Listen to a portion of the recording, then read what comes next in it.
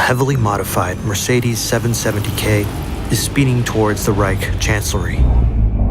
Inside sits Adolf Hitler. Escorting him to the critical meeting is his elite security convoy.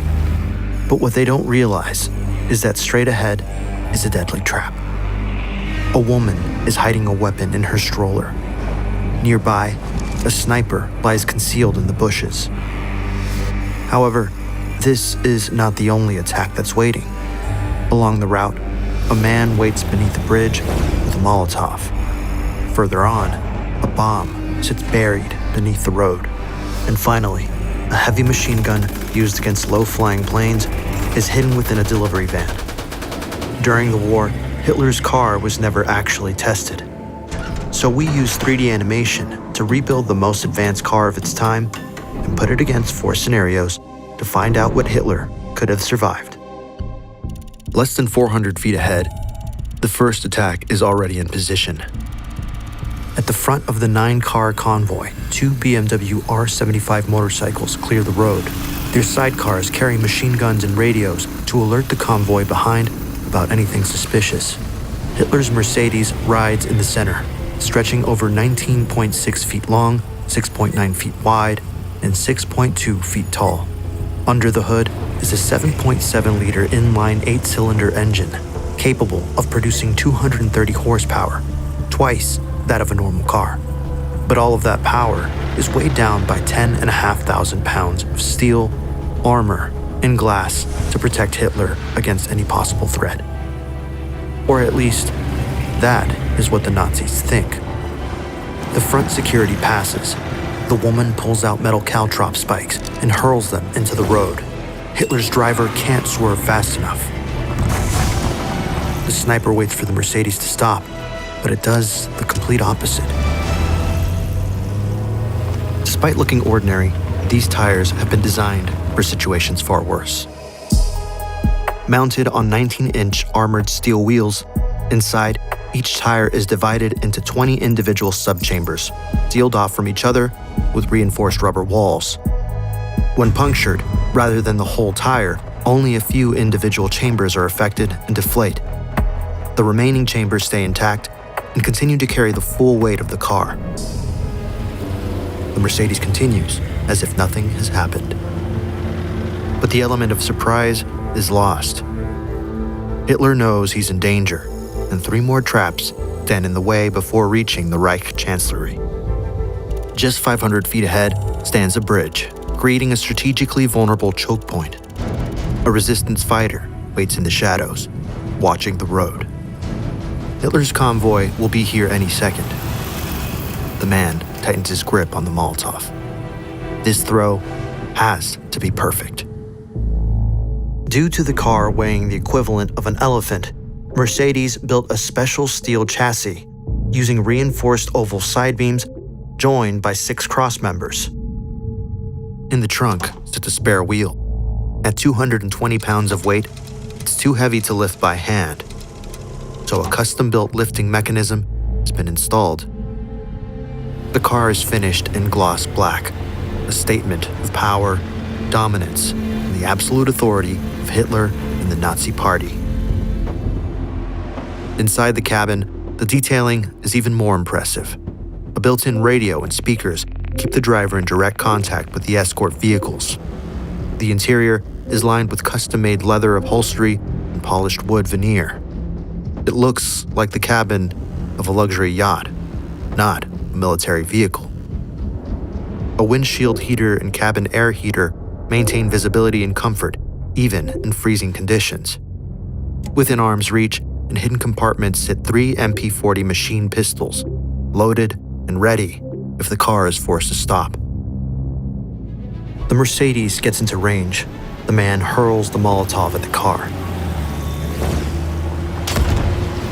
Flames erupt across the hood. Inside the cabin, the driver's view disappears behind a wall of fire. Normally, this would be catastrophic.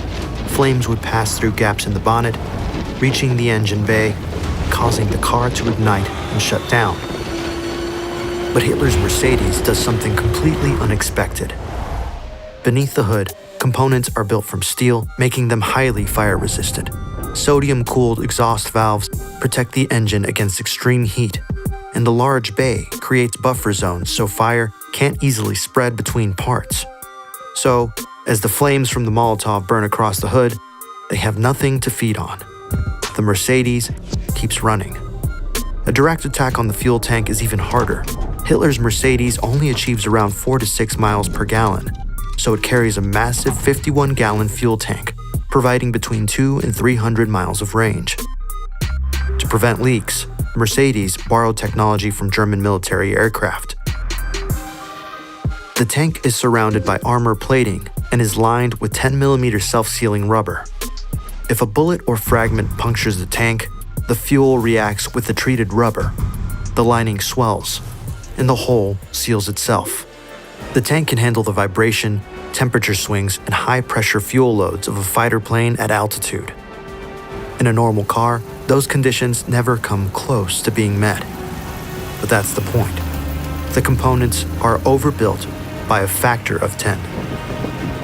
It doesn't just resist fire, it resists everything. The flames burn out. Hitler's Mercedes continues en route. Although Hitler has survived the Molotov unscathed, the danger isn't over.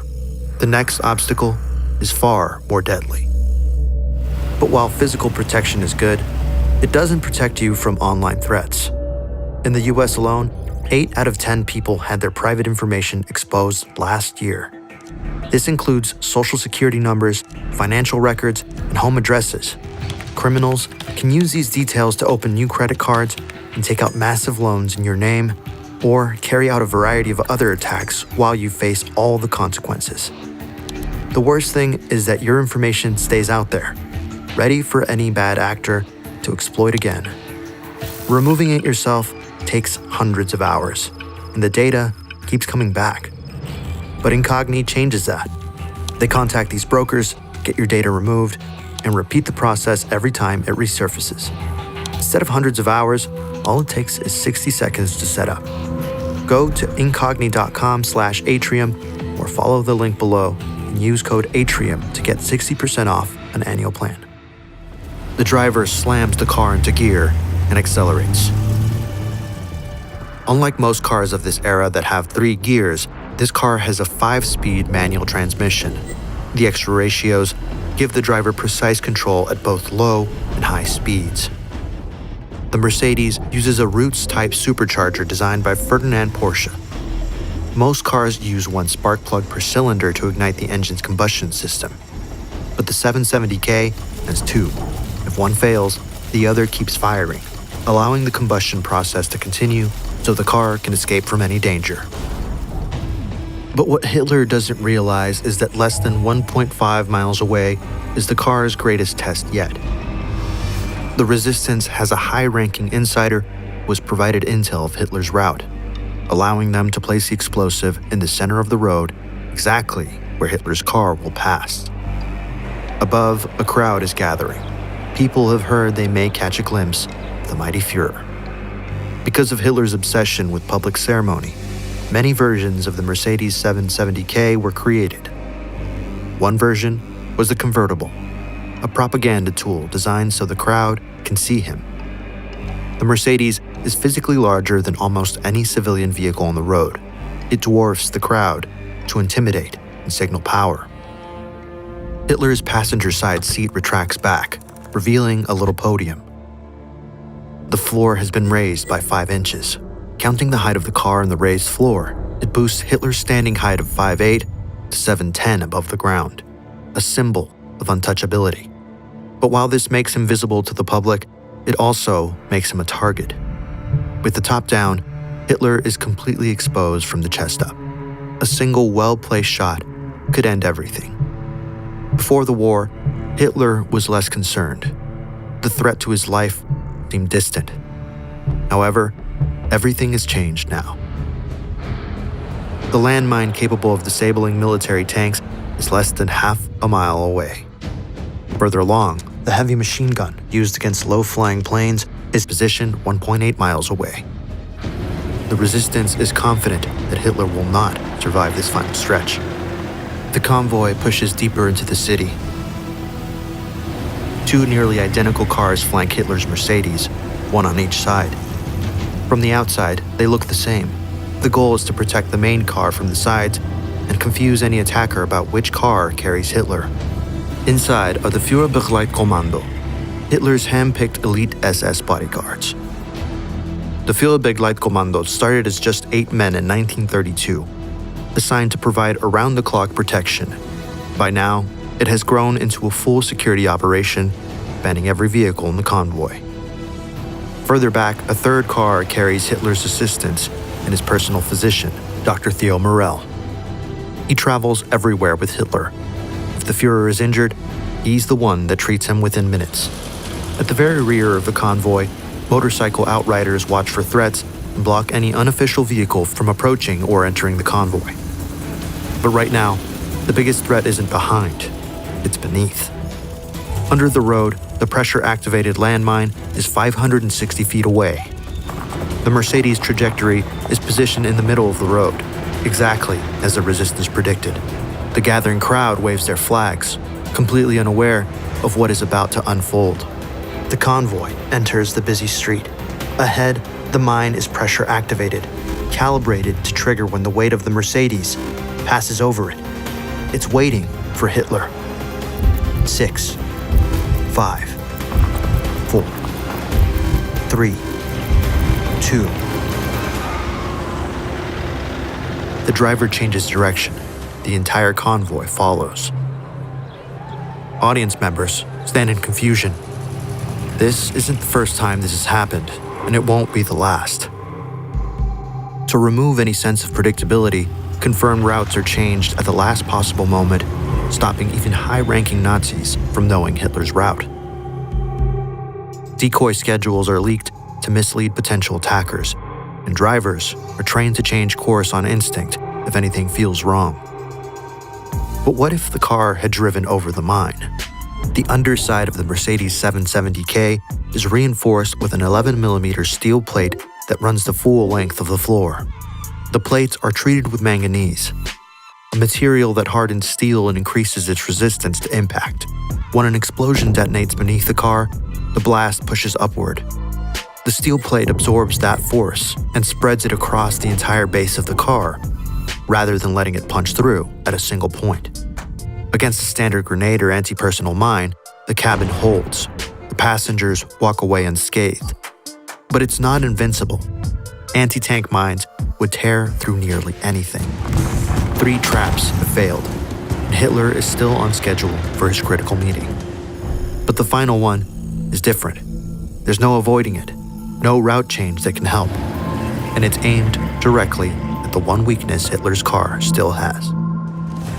An MG-42 sits hidden in the back of a truck. It is the most advanced machine gun, capable of firing up to 1,500 rounds per minute. It can shred through almost anything. Every other attempt has failed. It's the last shot they have at killing the Führer. Hitler's Mercedes is moving with speed, less than 900 feet away from the final obstacle. The earlier attacks revealed something the resistance didn't know before. Hitler only sits in the back when traveling in the company of an important guest. Today, there are no guests, so Hitler is sitting in the front seat beside his hand-picked chauffeur, Erich Kempe, which means it's easier to target. But that's not all. Stopping 5.3 tons of steel is no small task. The brakes have been reinforced with hydraulic drums with dual cylinders and vacuum servo assistance, using engine vacuum to multiply the stopping force. And yet, the car still struggles to brake. So once the convoy enters the kill zone, the only way out is forward. Hitler's Mercedes comes into sight. The tarpaulin drops, and the gunner inside opens fire.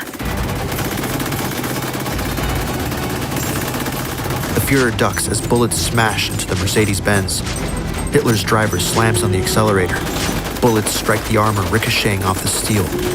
Kemke keeps his hands steady on the wheel, his eyes locked on the road ahead. Multiple bikers are taken out. The first layer of the car's extensive armor consists of 18mm steel body panels, 18 times thicker than a standard car panel. The doors of the 770K are 4.7-inch thick, twice that of a regular car. They weigh over 330 pounds. Above, the windows are 45mm thick. It's state-of-the-art bulletproof Panzer glass, manufactured by the Sigla company. Panzer glass is made of sheets of glass bonded together with transparent resin, but that comes with a cost. The resin between the sheets gives the window a faint greenish tint, slightly distorting the view. When a bullet strikes, the outer layer shatters and absorbs the initial impact. The resin layer catches the fragments and spreads the force across the next sheet. Layer after layer, the bullet's energy is drained until it stops completely. Kemka floors the accelerator. The Mercedes 770K breaks through the gunfire and continues toward the Reich Chancellery. Inside the cabin, the driver looks over at Hitler. He is unharmed. They have survived all the attacks and will reach the Reich Chancellery in time for the critical meeting. All 3 ambushes have failed. The resistance must wait to strike another day. Only 88 Mercedes-Benz 770Ks were built, each one made to order, with the exact cost either classified or destroyed by the regime before the war ended.